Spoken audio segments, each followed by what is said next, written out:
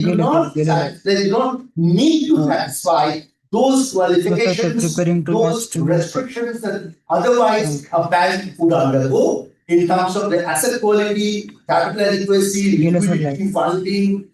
They are partly compiled and published by RBI, partly there are issues of transparency. Now, when it comes to capital market statistics, of course, SEBI is a ultimate regulator, and each of the stock exchanges they publish their data in a very detailed way.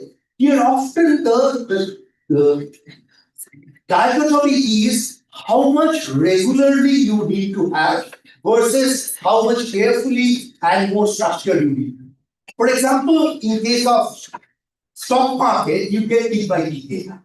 Often peak by peak data makes the data more noisy.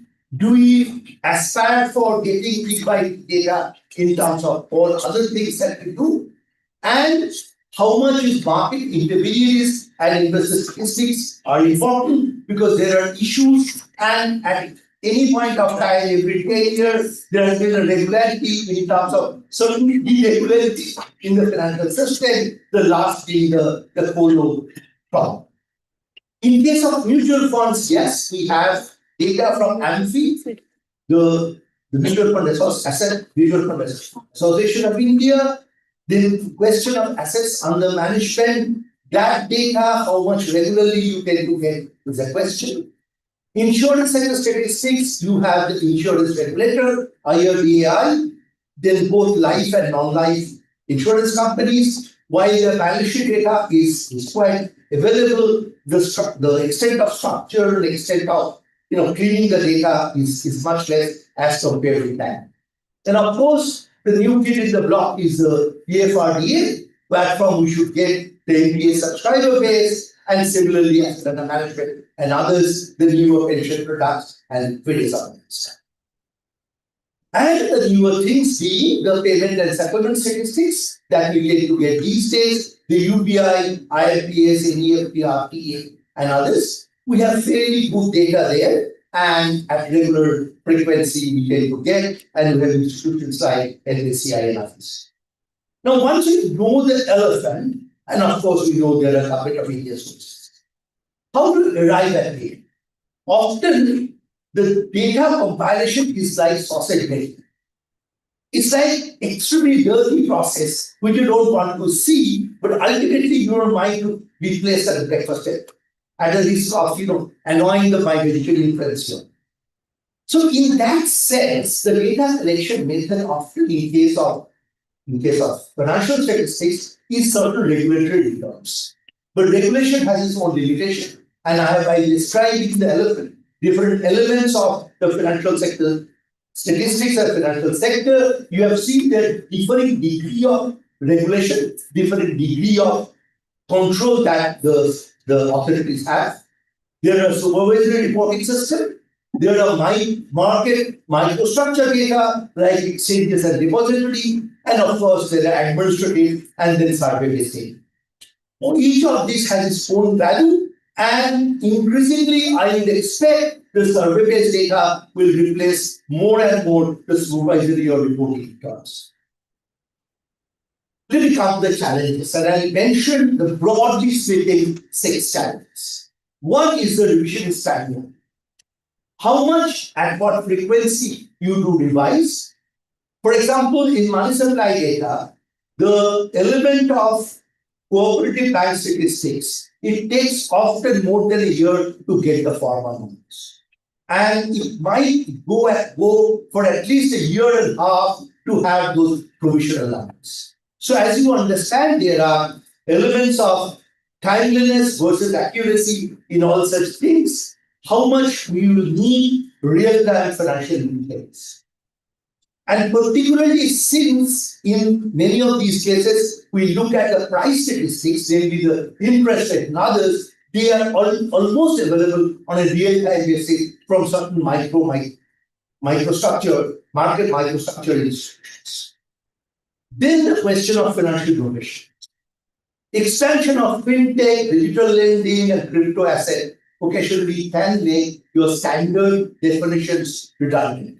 For example, we publish something like 6 to 7 measures of money supply. But I remember to have seen, excepting M3, anything else reported for the policy purposes. But if you see regularly, RBI bulletin publishes something like at least 6 measures of money supply.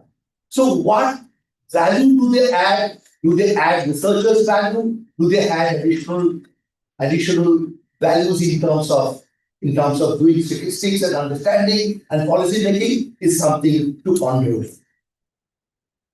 Then what we are unable to cover, and this is not here, the global financial crisis has shown us that the shadow banking the US Fed authorities was blissfully unaware of the shadow bank. So they didn't know that much, so much so that the total assets of the shadow banking was much more than the normal banks which are under the Fed jurisdiction. And therefore, the rising role of NBFCs, AIFs, and P2P platform, all these are extremely important.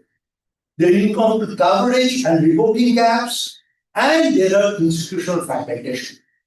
Particularly when there are multiple regulators that compile sectoral statistics, standardization has been a genuine and major problem. Next is when it comes to household sector, and that's obviously it's fragmented, household and MSME data, there are much more data. While we have now fairly good idea of the banks, of the corporate sector in terms of financial statistics, in terms of household, our dependence is somewhat less, our clarity is somewhat less. Finally, of course, there is a tension between the granularity and confidentiality. We now know from next year onwards, we are the restrictions of the DPDP Act, as and when DPDP Act is in force, which are partly now as well, with the detailed rules already notified, late 25, they will bring operational clarity and they will face, the compliance will be faced, but there are huge issues in terms of data protection and data confidentiality. There is, of course, concern for cybersecurity in the name of data. And then the tension essentially is balancing transparency with data protection. Number of issues could be pointed out in this case: the compliance overhaul, the heavy penalties, enhancing trust. I'm now aware of all the major legal companies are extremely active with the DPDP Act. And therefore, the banks are extremely, they all are taking consulting what would DPDP will affect them. The chair has reminded me I have 2 minutes, I'll cross within that, I'll stop within that. Then the other problem is cross-border transaction. We no longer have the big brother watching you in all cross-border transaction. So therefore, in case of cross-border transaction, and that will be all the more difficult when it comes to assets like crypto assets or stable coins, etc. The rise in cross-border financial integration and need for them is difficult. Newer products like climate and green finance main process and standardized group methodologies will come into play. Finally, what we all know, the big data and AI can cut in both ways. Use of this and transactional level data, they might risk of bias and some degree of lack of transparency. And there are some broader issues of ethics, privacy, accuracy and bias, and transparency as well. So all these things together, therefore, in some sense, the financial sector statistics is going to face an interesting times. There are newer techniques available, there are newer compilation available, and there are newer players in the system. With them, we need to have perhaps stronger coordination and modern frameworks are needed, and global statistics would be vital for something like systemic financial stability. I'll stop here.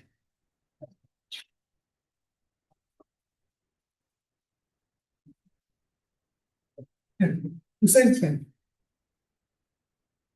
you, Dr. Partha. I've been very, very precise with the evidence and, of course, complete coverage of the domain that we intend to cover.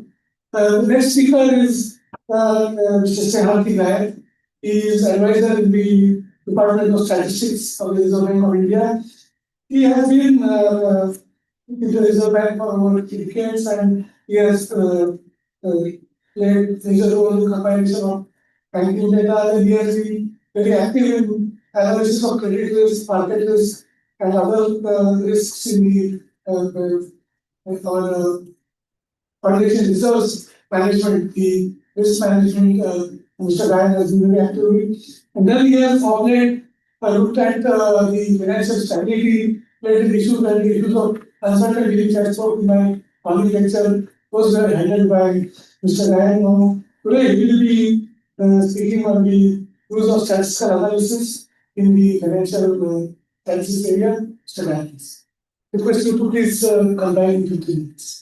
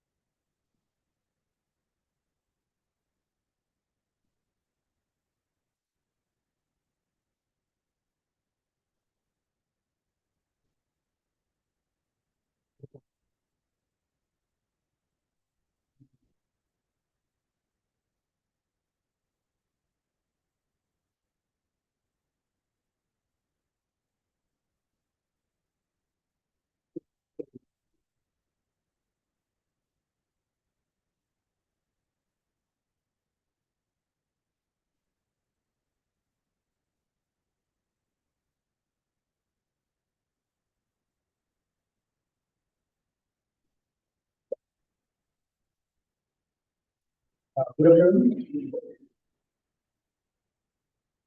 Okay, yeah.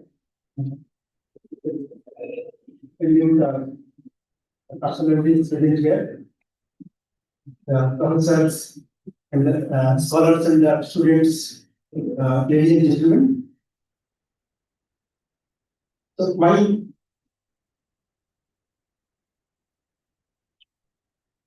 I would like to introduce the make introduction to the financial statistics which is being used in Reserve Bank. Then I will focus into the two specific areas where actually I work in the Reserve Bank. So what are the statistical applications in those areas that I will focus? So one is the financial, what is research management, and second is the financial stability. So as you know, Reserve Bank is a full service central bank. It performs varieties of functions, starting from the issue of currency, the calculation of monetary policy, and also regulation and supervision, foreign exchange management, financial stability, financial inclusion, regulatory payment systems, and so on. So, but in so regulation and supervision is one of the major areas where which is part of the Reserve Bank, but there are many other central banks in the world who actually does not function, does not supervise the regulated entities. So for example, Germany, UK, or Canada. So in that way, RBI is a full service central bank. It performs a lot of functions. So for discharging this duty, RBI collects a lot of statistics. It was spoken by my earlier speaker as well. And apart from that, for taking monetary policy, taking decision, it analyzes a lot of data which are available outside RBI also. So whether it is globally available or within India.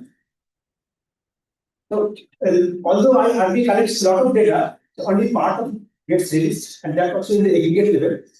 So because of certain reasons, granular level data cannot be released. But as we have seen in the previous lecture, that what are the publications where data is available.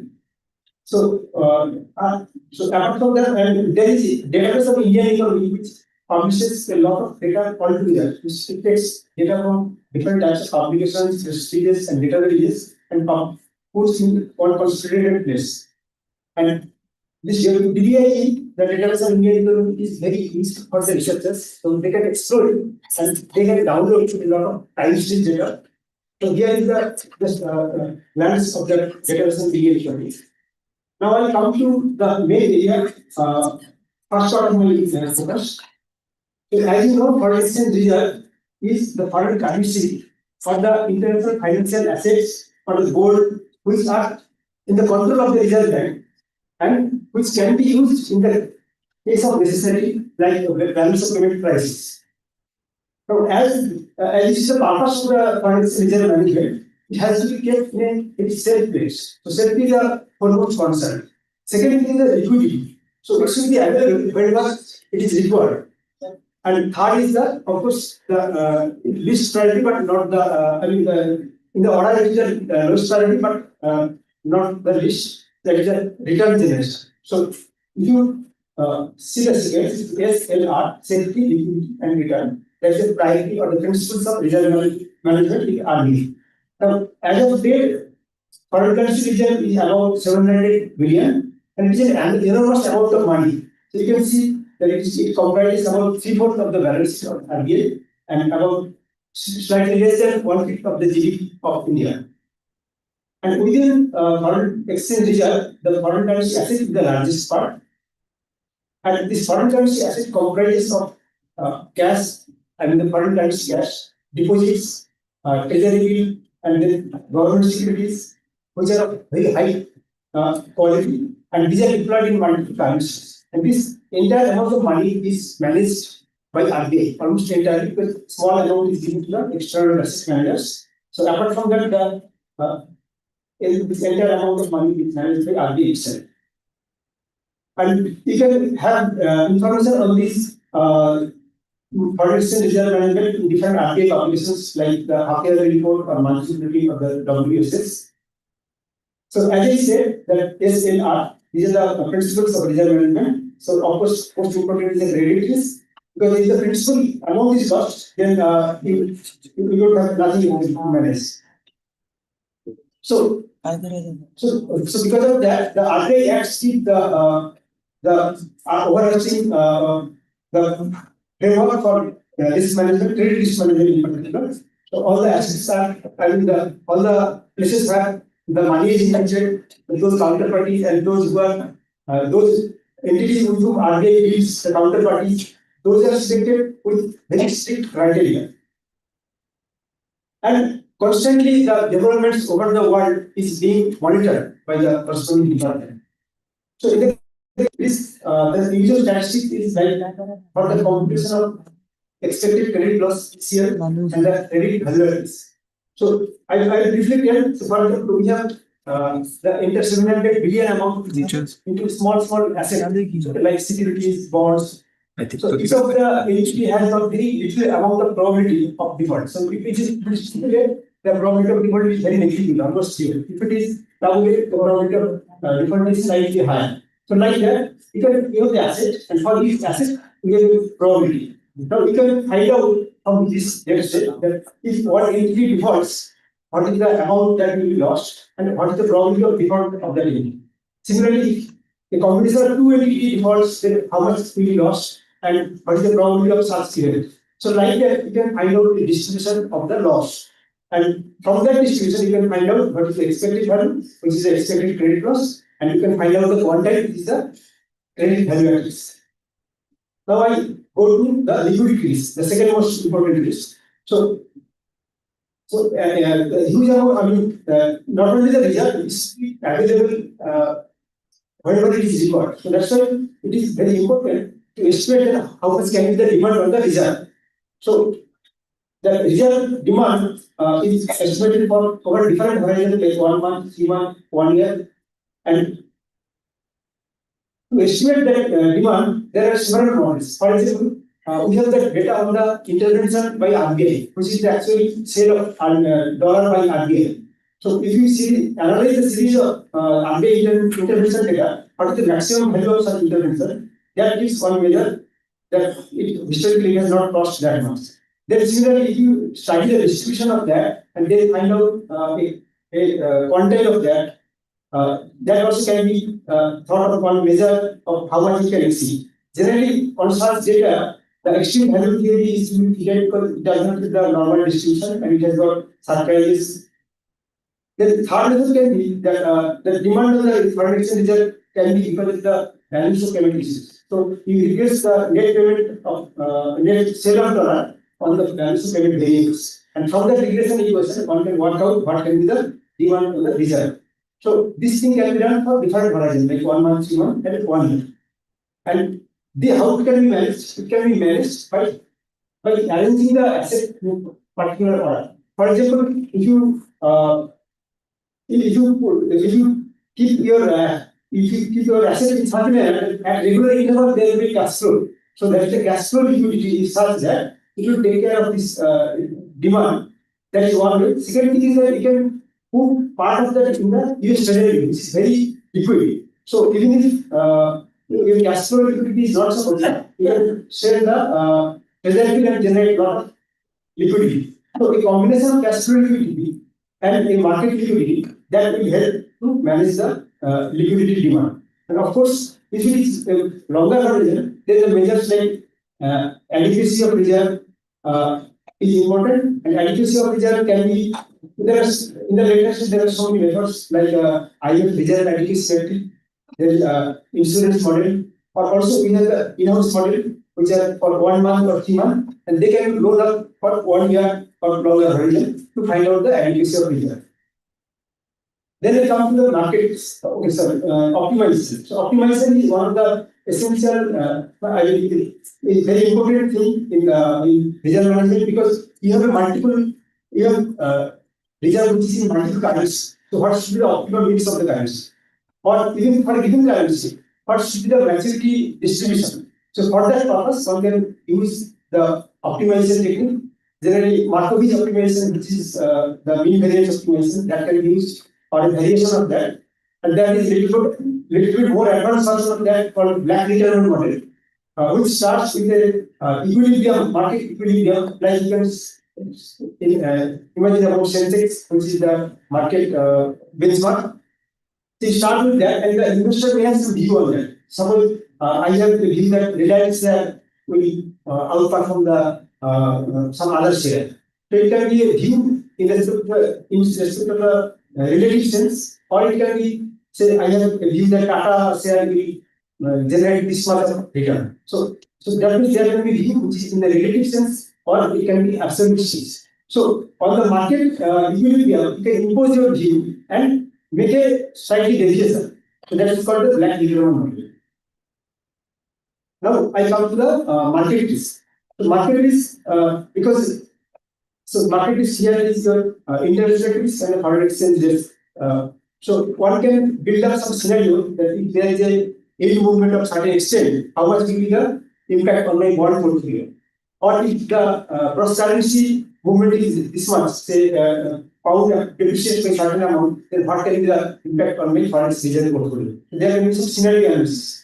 And there is value added risk, which is of course a statistical concept. So it gives that over a certain horizon, with certain how it's a 99% probability, I can say that my loss will be limited, will be within that limit.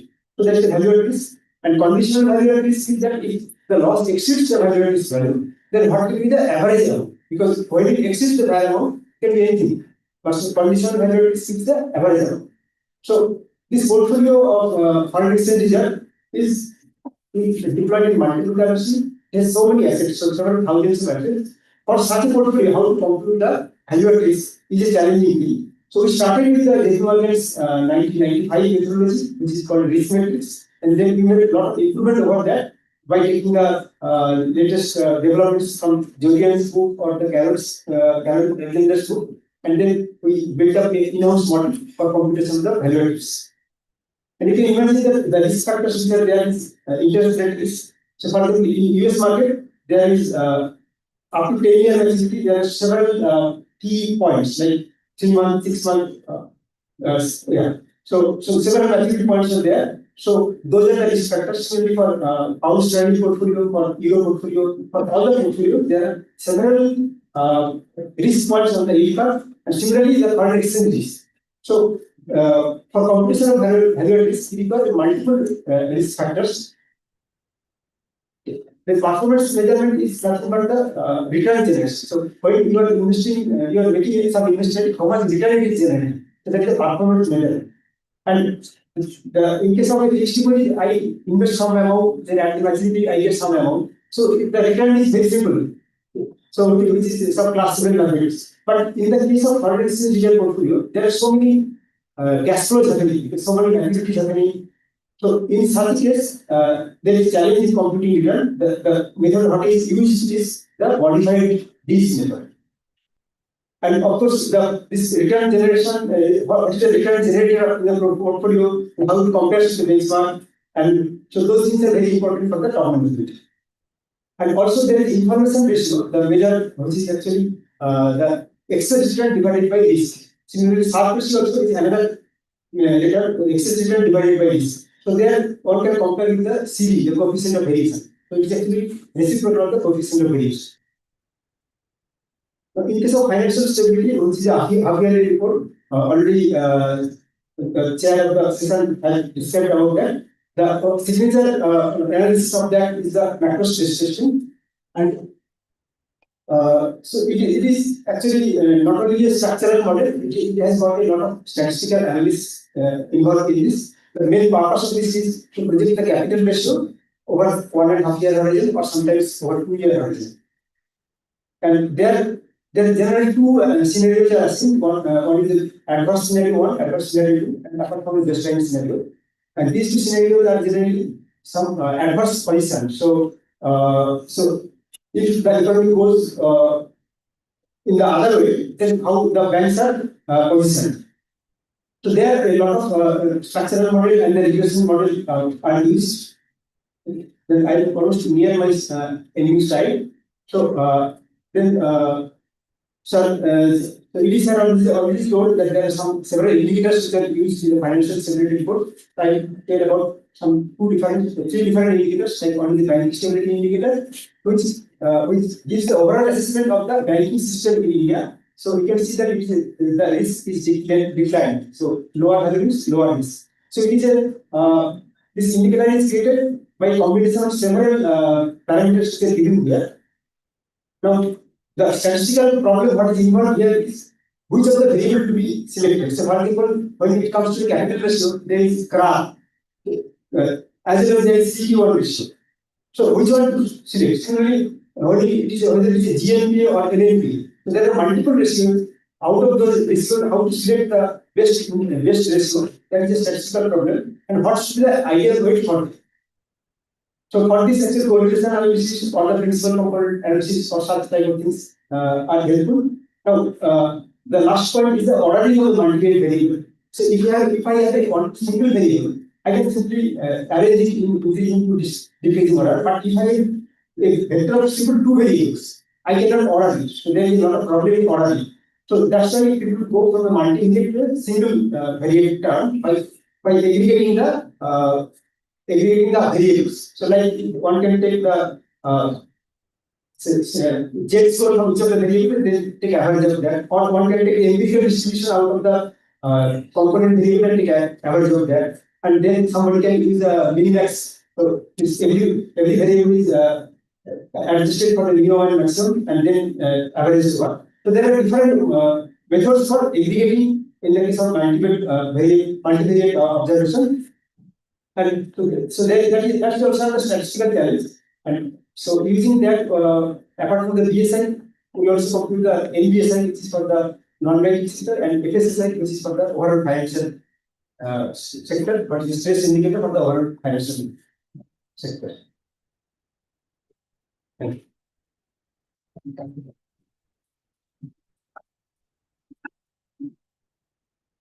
Thank you, Stanley, for very nicely covering the very complex statistical problem of managing the financial results as well as analyzing the stability of the financial sector. Now I invite Dr. Pragya Das for the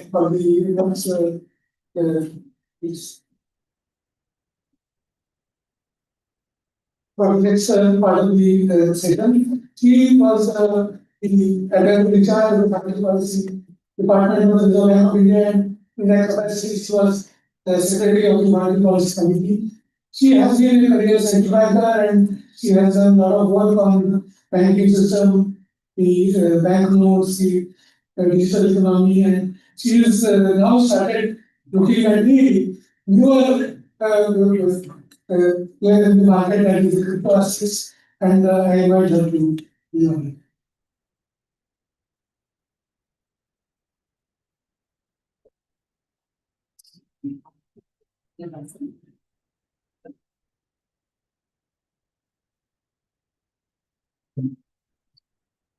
So, to the time the initial contact, I had my time to start the time in my first slide. So, meanwhile, I'm very happy to be here in the university, a beautiful campus. I really thank the organizers and my respects to Dr. Burman, Dr. Kushreshta, Lalit Prasadji, and thank you there for introducing me. And I'm very happy to be speaking in a session where Dr. Parthore and Snehanti has spoken, and they have touched two different aspects of financial statistics. And Dr. Parthore has kindly touched upon my crypto assets complex also, because like crypto assets are typically cross-border in nature, and even for domestic sectors, it is so difficult to compare it. Imagine the cross-border nature of stablecoins, which really adds the complexities for both the regulators and for the data compilers. So we will see what we are talking about with the presentation is done.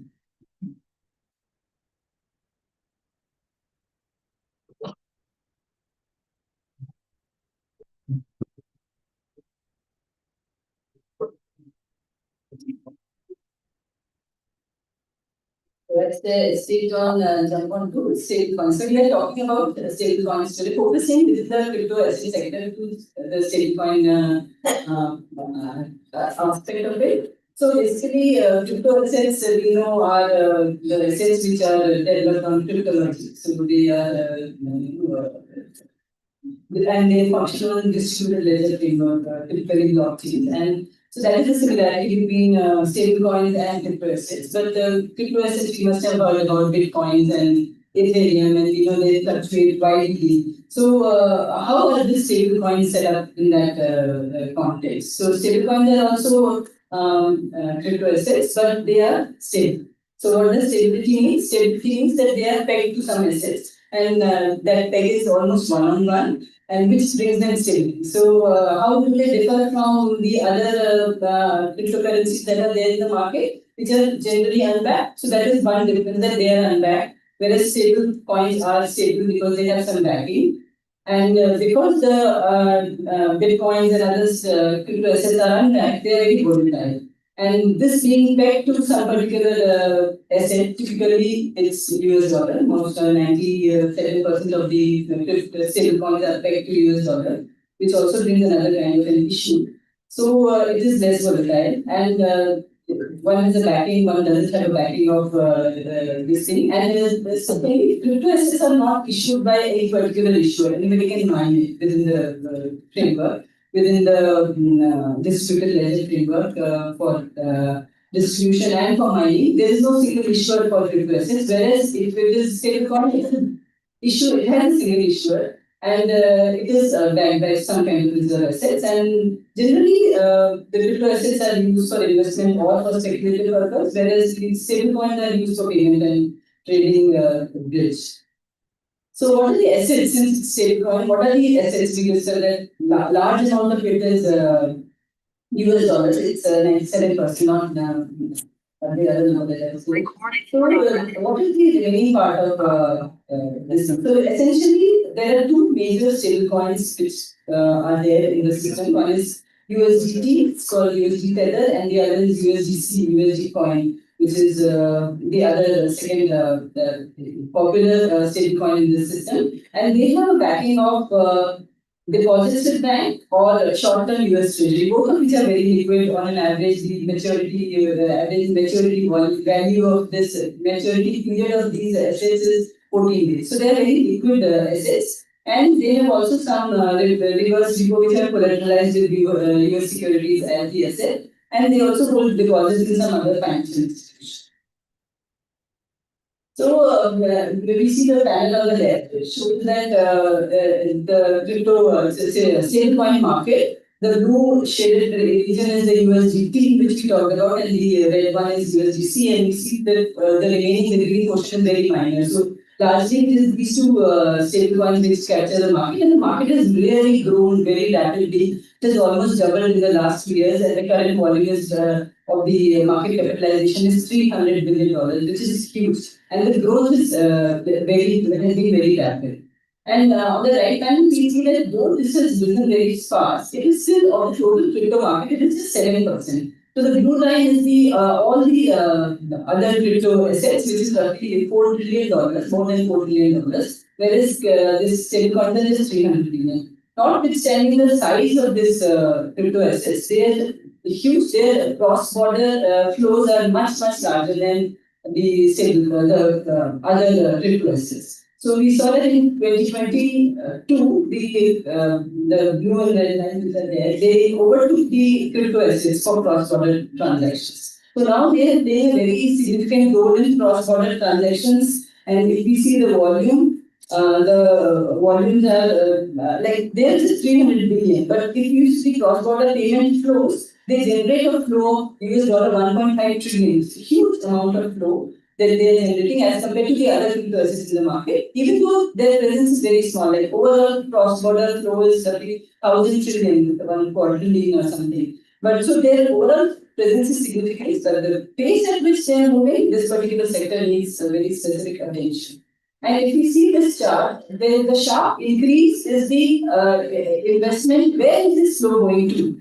The flow is going to countries like Asia and Pacific region and to the Latin American countries. And where is it coming from? Generally, this flow is coming from North America. Actually, we have also seen that there has been a lot of remittances which is coming to India through the USDT, through the stablecoins. So we will discuss that later. So there has been a huge flow and there has been a huge increase in flow, though it is very small. If you see the scale is very small. The solid lines are on the left scale. So there is 3% of the total deposits that they have, but it is rising very rapidly, which needs caution. And why does it need caution? Because these those they are called stablecoin, and 99% of the intraday deviation are within 1%. But there have been instances when there is a sharp dip or even sharp spike also in these transactions. Like for example, this when the Silicon Valley Bank collapsed in March 2023, USDC briefly lost its peg. And it fell from $1, it stayed one on $1 to $1, it fell down to as low as 88 cents. And so this was the USDC, this is the symbol of USDC, which fell.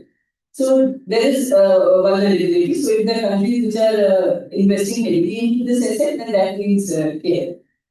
So there are benefits as well as risks of investing or dealing in stablecoins. So first is that it gives us amazing speed because it's built on the distributed ledger technique. It is the speed is under 3 minutes as against a bank transfer. If you want to do forex transfer to another country, it takes 3 to 5 business days. Whereas this to stablecoins, it will be just under 3 minutes. And it's availability is 24/7, 365 days of the year, whereas banking to banking channel, we can work only during the banking hours. And the cost is tremendously low. So it can be as low as 0.5% as rates bank transfer, which costs 5 to 7%, which is quite expensive. But these conveniences and the efficiencies come at high risk. there is a volatility in the value of, we just now saw that during the Silicon Valley Bank, the value collapsed. And because it has to have a backing of some reserve asset, it also creates some impairment in the market functioning for reserve asset. For example, if they are, if they want to issue, let us say, $3 billion of stable coins, then they need $3 billion of short-term US securities. So if there is a demand of securities which is going down with the supply, the price will rise and the yields will fall. Whereas if they, in other cases, it will be the other direction. So just because they are creating excessive additional demand, they may impair the market functioning. Then they are doing disintermediation of banks. Suppose investors feel that it's a good thing to buy stablecoin because it facilitates cross-border remittances and cross-border payments. Then they will withdraw the deposits from the banking system. So the bank spread creation capability will get distorted because their cost of funds will go up, their deposits will be leaving the bank. So there is some disintermediation that they will bring. And there is interconnectedness with the banking financial system because they park their money, the reserve assets are parked in the bank. So if there is a dependence on one bank and if that bank fails, like we saw in case of Silicon Valley Bank, the value may move. On the other hand, if there is a run on the stablecoin itself, then there will be huge outflow from the commercial bank, which will create a strain on the commercial bank, which is having a big problem. So this interconnectedness to the financial system comes with an issue. The biggest problem with stablecoins, or the biggest concern with stablecoin, not a problem, I should say, is currency substitution, which we saw in the countries where the monetary policy is not able to control inflation. Inflation is very high. So they lose their confidence in more their own money, so they might as well withdraw their deposits and buy stablecoins. Stablecoin demand goes simultaneously, and most of the stablecoins are denominated having backing of dollars. So it is an indirect dollarization of the economy. If that happens, then the country's capability to control inflation even weakens further. So it creates those kind of currency substitution create macroeconomic challenges.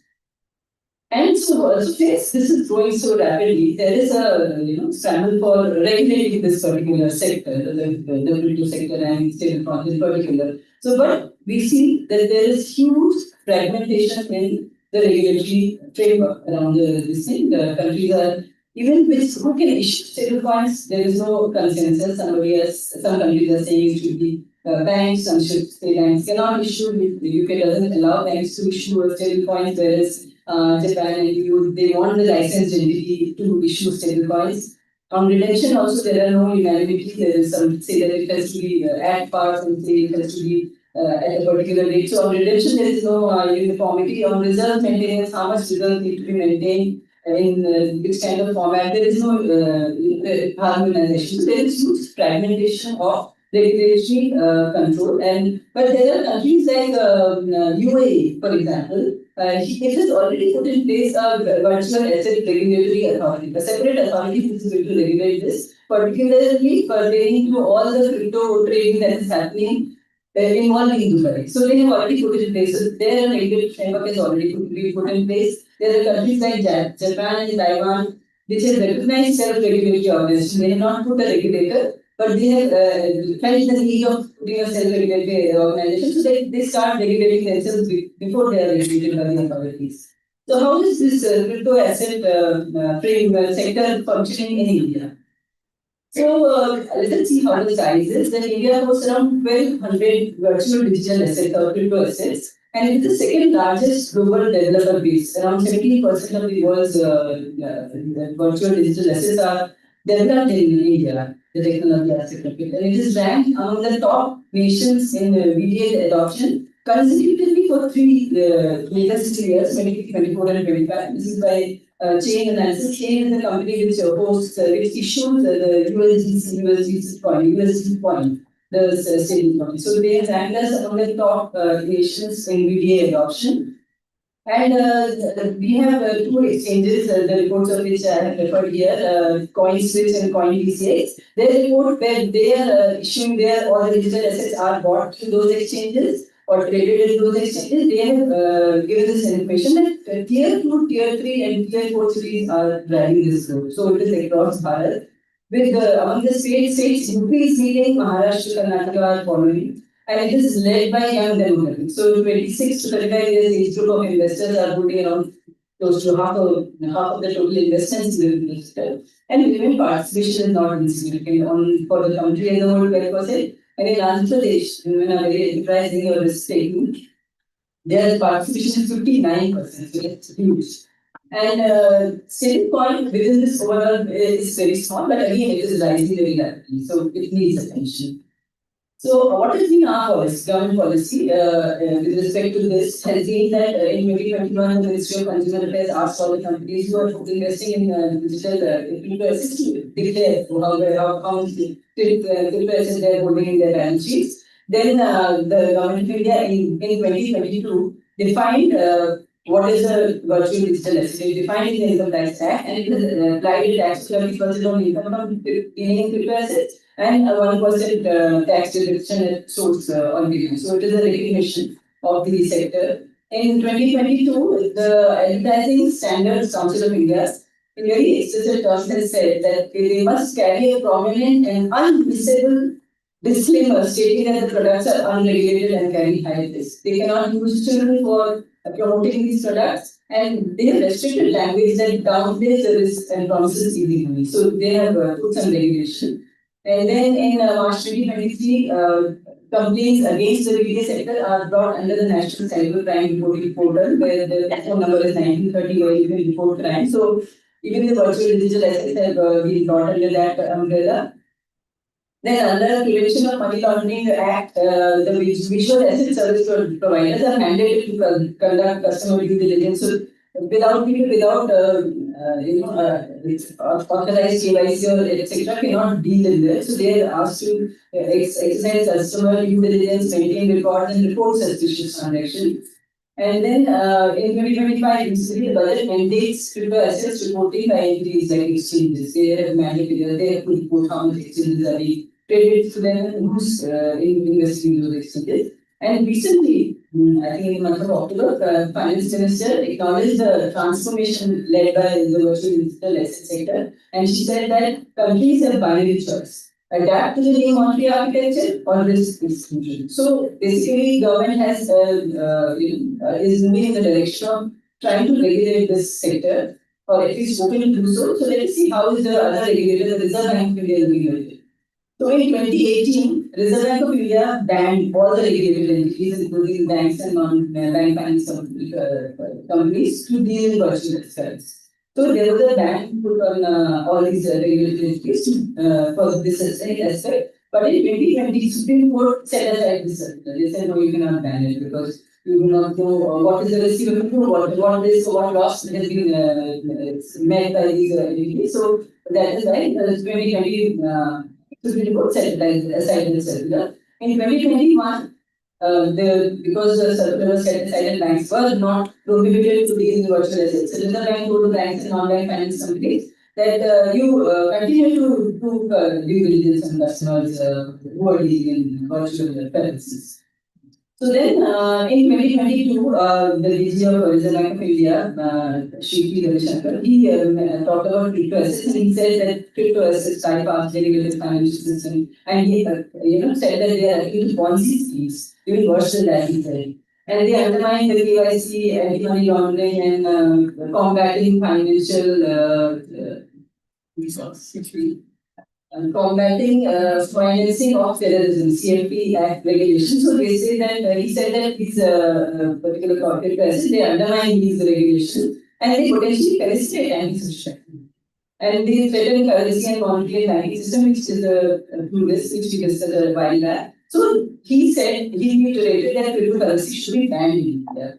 So in 2025, recently, in the month of December, he talked about stable coins.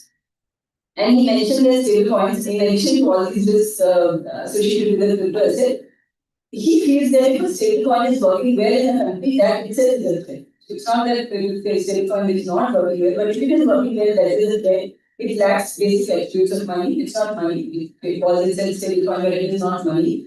And fiat money is better to serve every purpose. Whatever we need, we use fiat money, we digital money. We have the central bank digital currency, we use CBDC. And if there are any new innovations like distributed ledger blockchain technology, it should be used to promote CBDCs rather than and interoperable payment system rather than promoting the stablecoins. So basically, there is a risk aversion for and welcoming these crises in the business. So how do we sum up this policy dilemma within our country? The government is open to engagement. There is the like physics, VD and stablecoins. There is the focus of government is innovation. Obviously, there is innovation that by the spread is increasing so fast. And on competitiveness, whereas Reserve Bank keeps control and stability, it doesn't want to open the systems to things where things go out of control and cause natural economic instability. And but the government's view is that it is strategically we should adapt to the new monetary architecture on the or there will be risk of exclusion if we do not engage in them. So whereas Reserve Bank says that it is an encroachment on sovereignty, and so it is rather than better to promote CDC rather than to go for the crypto assets or defense. So what is the way forward and leaving you with the situation? Globally, stablecoins are gaining traction, and the regulation countries are trying to regulate it, but the regulation is fragmented. What happens when the global regulation is fragmented? People will arbitrage. So if this country is restricting, they will go and operate from that country because it's borderless. The digital world is borderless. They can approach from anywhere. So what is IMF and other international organizations, financial stability board and bank state, international settlements they are doing? They're trying to close the gap and improve oversight and bring in more global harmonization in the policy. That's the global outlook. And in India, we know that there is a different way in which government is reacting to the sector's development and the way the bank is reacting. So can India insulate from such innovations? And what happens if others issue stable coins and India does not? So like that is a big risk if others are issuing yuan is saying issuing stable coins, the dollar is we are having stable coin in dollar and people start using that. We don't have an INR based stable coin. Do we need it? Or where we let people use those get promotion of those stable coins at the cost of not having one of our own. And can we also have an environment in which the stable coin which is regularly can complement the existing CBDC that government system the Reserve Bank of India is working? So we are currently seeing a prudent, what is the sector's ask? There is a sector which is there are so many players, developers, exchanges, traders. So their ask is that we should have a prudent regulated environment. And in absence of that, this is not coming in place right now. They are trying to self-regulate. So the government is also promoting that you go ahead and self-regulate before we start regulating you. So do policy makers, regulators, both domestic as well as international, have a choice? They must collaborate in this particular thing, which is developing so rapidly and can have such huge impact going forward. And industry, this should bring in the industry stakeholder and need to collaborate. So is there such a need to collaborate? The question is open to you. If not now, when? Or if you now, how soon? So I end here. So these are not my views. I have sourced the information from many sources, and I express my also gratitude to intelligence the tools which has facilitated learning for me. I have recently started learning that my son was able to force me to do that. So I use that to learn about this developments in this sector. Thank you very much. This is Steeler, and that is UCC in the size of the developments. Thank you so much.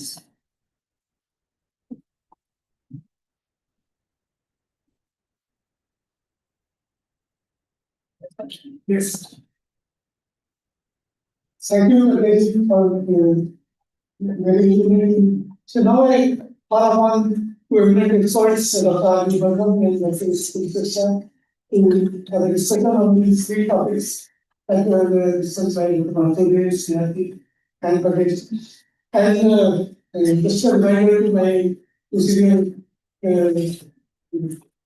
guides and mentors and organizer allocated 10 minutes to the discussion. Please.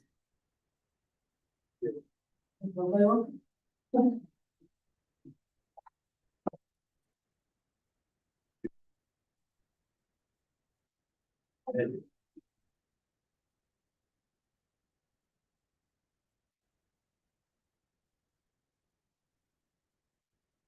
wonderful session. And I am very happy, particularly for one thing. All are Reserve Bankers or ex-Reserve Bankers, and all of them did wonderfully well. I really feel so proud of them coming to that kind of a level, and including the chairman of this session. Uh, First, Partho, I think professional teacher, the way professional teacher is very systematic, very methodical, and the way you have presented was really superb. I think you have covered almost everything. Some of the weaknesses, but financial statistics as such is one of the strongest in terms of its quality. Because it comes mostly from the transaction processes. Measurement problems in that term is much less. So that to that extent it is very good. But one thing which I think is yet to be, and which I not find mentioned for some reason, say Dr. Kusresh also will bear with me, is law funds. See, it's a part of system of national accounting, and Reserve Bank is supposed to be producing these statistics. They produce it. The question is, it is only at the national level, in a federal system, federal structure. The states also need to know where the funds come and where the funds go. And we had a committee also set up for this kind of purpose. But I understand the Reserve topics because the question of consistency, coherence, and all these questions come up, and the building up the system comes up. But I still suggest that we should go by block. Say for corporate sectors, we have absolutely no issue. The sources, the resources, the funds are all there for the corporate sector. Now it has to be allocated to the states. I think physical presence of the state in whatever the presence of the company in whatever states, with that kind of a thing, at least state-wise corporate sector sources and uses of funds can be executed. Then some kind of a government, the fiscal part, both the Reserve Bank is doing it for the state government and the central government will also do that. I think that should not be, in my view, in some approach, we should be able to because it's also very important in this competitive world between state to state, attracting investments to get to know how investment is coming and how it is going. And if we don't produce it, we are simply keeping a gap in the information system of the country. I don't want to, because I have limited time, I don't want to go further into this kind of thing. Snap the only to very difficult area of portfolio management, portfolio selection, risk management, and that kind of a thing. It's quite involved in terms of statistics, in terms of assumptions, in terms of distribution, and how do we manage it, how do we get it. I think that's again, I think I am not getting to it. Those who study the finance at the advanced level, they understand the strength, limitations, and what we can do. But to that extent, Reserve Bank is managing the portfolio very well. I must say, see, in the country, 91, we had a shock. But that shock is not emanated from the financial sector. See, most of the countries suffered heavily from the financial sector shocks. So I think India post independence, I think we can take some comfort that we did not have that kind of shock. Now coming to Rhoda, I think it's I was rather surprised how she has gone into such depth of cryptocurrency. Basically, what is the asset backing of the crypto? That is the first question which comes to mind for any analyst. And then the next question is tokenization. See, anything can be, even your house, your flat can be tokenized and sold in. That third is the natural world. And then fourth case is geography. And the sovereignty and autonomy. And when you lose control of your policy framework, these are all challenges very nicely brought out by the broker. I think we are not very clear. It's not easy to repair. See, George Soros, you have seen, in spite of having so much of things known, he creates havoc country after country. He attacked UK 92. France was affected. I was there in Paris in 92 to see how overnight interest rate went up to 20% to become reverse franc, which was otherwise a very well managed economy. And as I have earlier mentioned, when I talked about recession crisis, and these people are up with taking positions, some short here, long there, and it's really going to be huge challenge. Now the question is that with the kind of efficiency in terms of technology that can be coming, and the way seamlessly transaction can happen, and money can move from anywhere to anywhere, what instrument do we have to stop it? If even if the whole world joins together, are we in a position to control virtual world when we can't move down? So these are the things, but then these are very dangerous. And we are looking for various generous things. It's mind boggling. One thing. That's all I believe that. Thank you.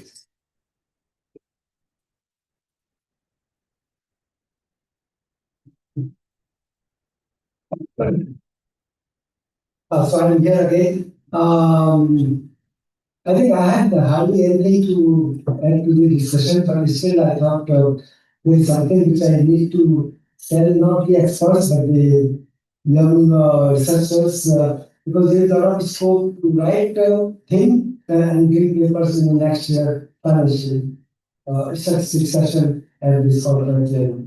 A little history of it, why this Society of Statistics and computer application from where the science statistics jumped in.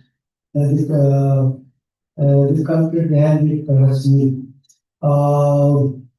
Me, a EC member from the beginning, I suggested one time that you have a problem of funds, so try to get some more for. Now, where are what are the banks? Banks are small, the bank of banks is Reserve Bank. Incidentally, I had my personal friend Ujit Patel. I was told by RBI stopped giving money to the associations or society at that time. It doesn't matter if that personal friend, I don't really, but how to write an email? I'm not a beggar. In my friend, I should like that. I said we have a purpose status and we want to bring in the financial system and we want to bring in the problems of the Reserve Bank. What is the treatment of Reserve Bank in the national accounts? For financial flow, Dr. Burman said, I will not talk financial flow. I will financial flow funds account, I will talk input output account, which I know. So, what has I can believe within no time, he got it. So all of the Reserve Bank lose policies. But since then, there are changes in the governors, but we have been getting money and support for this financial system. This time, nice to see different papers, Sardia spoke about the bitcoins or this kind of things. I have listened very carefully, but still I am not yet. Unfortunately, our system time is very limited. We don't get a chance for questions from any of you. I'm sure there are several questions, but in situation like this, no less for questions. So how do you talk? If you are staying here, then we can talk outside. So I didn't find anywhere if the Bitcoin is or security currency, if it is an asset, then it should be available in the in our national accounting. I'm talking about, and the national accounting, the system of national accounts is the one the guide which gives all the things. So in the kind of assets, there is no cryptocurrency, nothing is known. So we only feel that this is what something called not accounting. If you want to play with the money, you invest or do, either you die or you become overnight rich person, something of that sort. And nice to listen to Partho. I think half of my things I wanted to say here already said, so there's no point in repeating for the over there. So I will say in my discussion in hardly for a few minutes that where is this financial statistics in the national accounting or in the account of the goods and services? The goods and services flow from the production to the consumption. It's the equation, they should be equal. There is a sector of financial has got two components, banking and insurance. Insurance is slightly different, but it's under financial. I don't talk about finance today on the insurance, but only on the bank. So we should know what is the output of banking and out of the banking output, that is the production, what is the consumption. And you look at here and there, there is no production, there is no production. The direct charges the banks take, ask for some kind of transfer, they will charge you something. Total direct charges are hardly 1%, 2%, maybe slightly more now than they started charging for anything. So maybe more. But there are hidden charges. So what that's for freezing, the financial intermediary is indirectly measured. That's a huge amount. And there are methods, there are issues on that kind of things. And let me tell you, till 1993, there was no mention of money lenders. Incidentally, the international system, the ISWGNA, not the UN, while they were making the 2008 SNA, I was a member of the expert advisory group, representing all Asia and in India.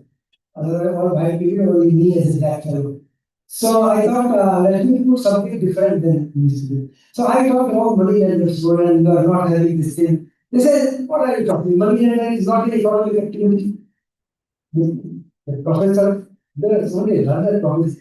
He said, money lenders, they have their own money. If they give this own money, it is not called an activity. So there is no question of output, there is no question. I didn't agree for that. I got support from the African people and good stuff of data. And as a result, it was agreed to, and now this is in the system. 2008 has it. Though there are issues on that because that now the deposit there is a term which is called the reference rate. So there is more research needed all over the world on the reference rate. One thing is that the Reserve Bank or the central bank charges the banks, that would be one, and there are so many other ways. That's one research area. In the national accounting, the problem of the this financial sector banking system is that if you know the output which is not directly measured, we can see the value added, which is mostly the salaries and wages and the operating surplus in the output. And in the name of the use consumption, there is nothing. There is nothing.